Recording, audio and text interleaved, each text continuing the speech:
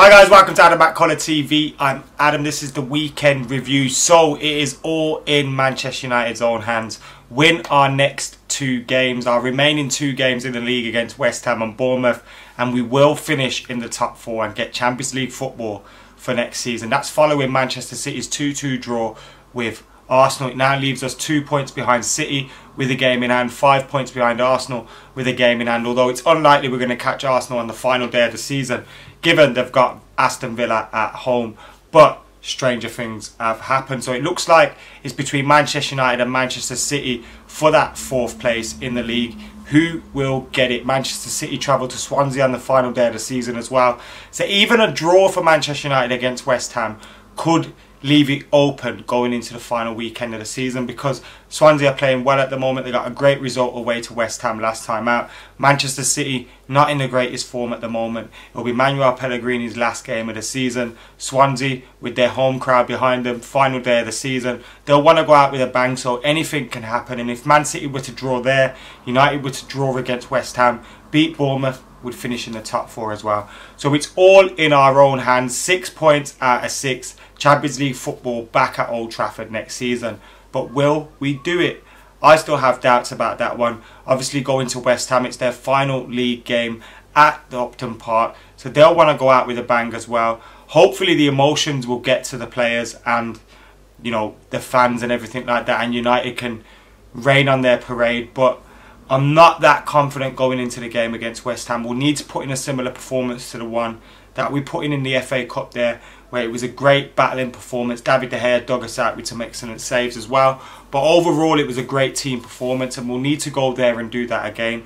Obviously, having Martial and Rashford back in the team will be vitally important. Rashford should be back. He was only rested at the weekend against Norwich. Martial, there's question marks over him though. But it's great to know that United actually have it in their own hands now going into the last two games of the season. But will we do it? I want you guys to let us know in the comments below. Get your comments in below. I'm still sceptical. I don't think we're going to do it. I wouldn't be surprised though, but that means we need to get at least a draw out of the game against West Ham. But let us know in the comments below if you think Manchester United will finish in that top four, or will Manchester City just hold on to it. Let us know, comments below.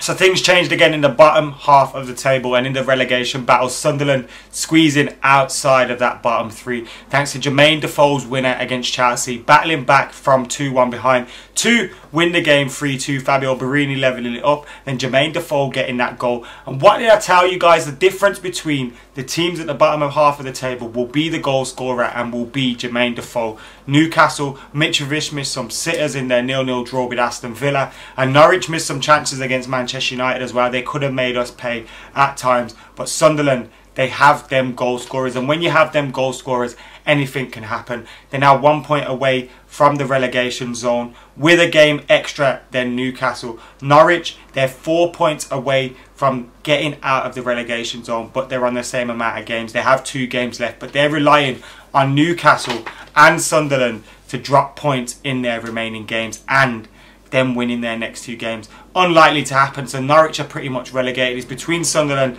and Newcastle, but I think Sunderland will confirm their place in the Premier League next season with victory over Everton. Everton not looking good at the moment, not looking good for them at all at the moment. And obviously Leicester City absolutely battered them on the day that they paraded the title. And it was great to see Peter Schmeichel on the pitch with Kasper Schmeichel being a proper proud dad. And who would have thought it? Watching the scenes of them lifting the title, I was thinking, it still isn't real, is it? It's still not. Leicester City haven't really won it, but they have.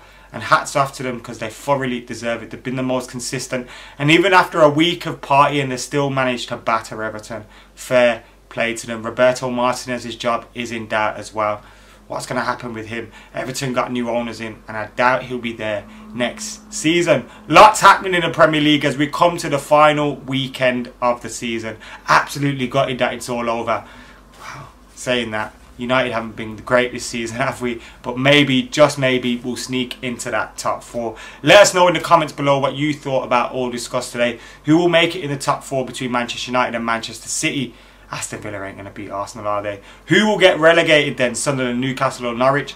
Norwich pretty much down, but still on between Sunderland and Newcastle. Just just if Everton can do something. And yeah, let us know, comments below about all of that. See you later.